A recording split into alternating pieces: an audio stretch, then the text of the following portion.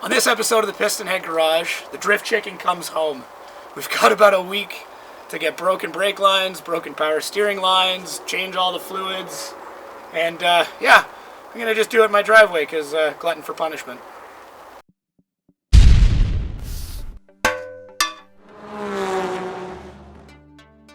Well, it's time for another build. We decided we didn't want to do another drift build like everyone else by doing some Nissan or BMW. So we went on the search for something a little strange, a little different, something they may not think of, and found this 1988 Ford Thunderbird Turbo Coupe. It happened to be sitting off in the bush by this awesome guy who sold it to me for $800. He let me know that it did need some work, needed some power steering lines, needed some brake lines, the fluids hadn't been changed, I've been sitting out next to a barn for, about 3 years, but assured me it was a solid chassis and the interior was mint with only 196,000 kilometers on it. I brought my buddy Scott, who's a Ford tech, to take a look.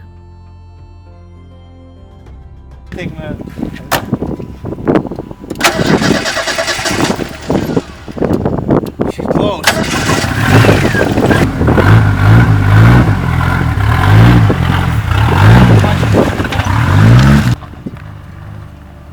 Not bad considering it's been sitting for that long.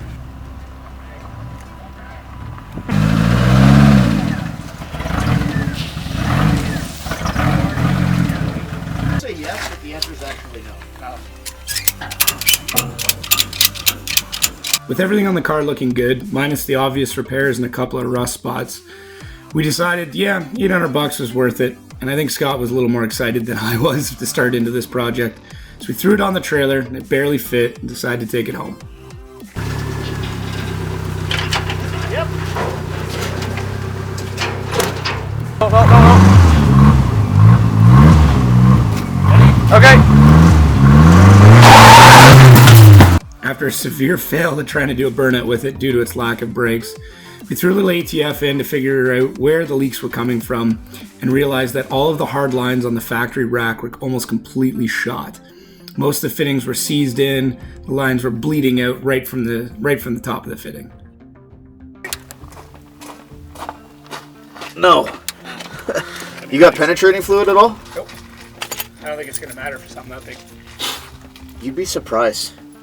There's fucking some ATF in there and let it soak for a couple days. Since I have a garage, this isn't a problem. That's true. We do have this nice fucking hand-me-down bench from Cavalcade. Right? Not a fucking steal. For you. I told you. Ow. We definitely have to pull the Steering linkage? steering linkage, thank you. So we have to disconnect the shaft that goes from that rack to the steering wheel itself. So it's way down in here. Now we can access it from the bottom, Yeah.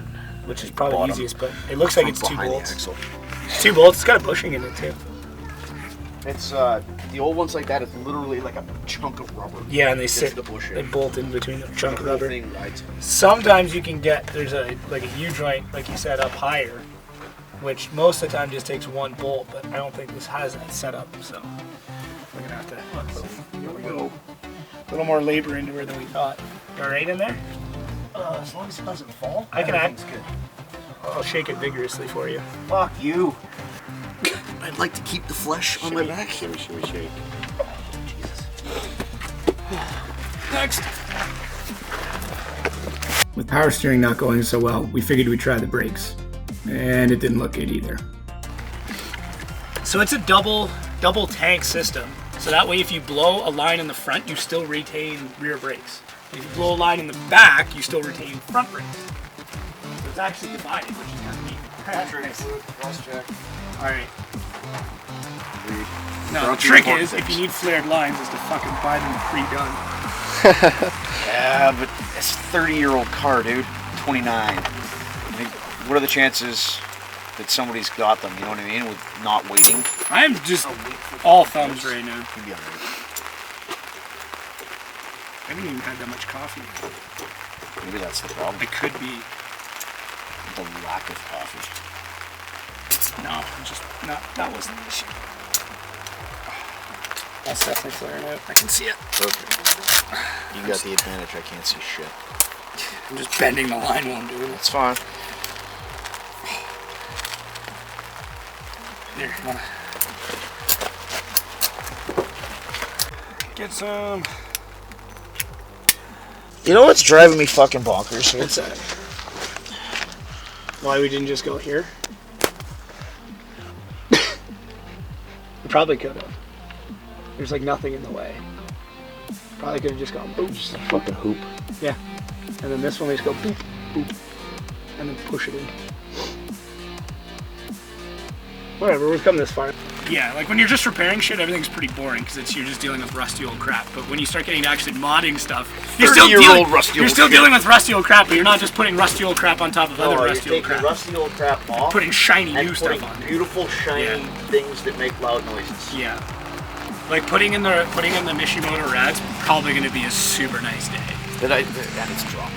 And it's literally like we unbolt this, and we just take the other one and we slide it in and we bolt it in. We have to make a fucking cradle. Yeah, whatever. We have to fabric cradle. So my plan is to do all that shit with Randy. Like engine's gonna come out, turbo manifold will be built, intercooler piping will be built.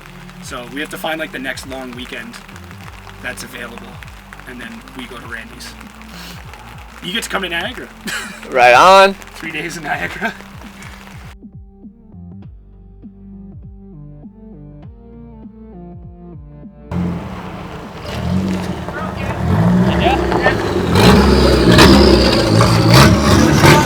After many weeks of wrenching, lots of busted knuckles, and getting everything finally fixed up, we decided to take it to the shop and show the guys. We also decided it was a good spot to maybe take it out for a bit of a rip and see exactly what this car needed.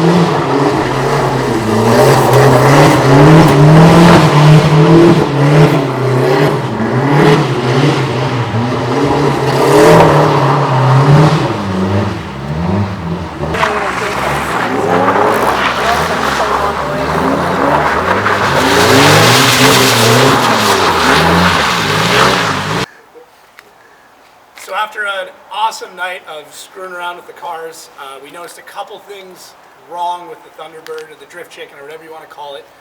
It's definitely going to need a set of coilovers. Although this does have like an adjustable suspension system of some kind. I don't really know how it works. It's really old, it's worn out, it's not going to work anymore. We're on a really low traction area and it still needs a little bit more power, so we're probably going to have to crank the boost up, put in some more fuel to go with it. Besides that, the other thing we're noticing is it's overheating a little bit, so a bigger rad's definitely going to help. So that's probably our next step, is to get a little bit more power, a little bit more angle, and definitely some cooling. And from there, I think we're going to be set with this car. So make sure to check out the next episode where we're going to be doing those mods and then seeing how that goes from there. Thanks again, guys. There's definitely somebody here now.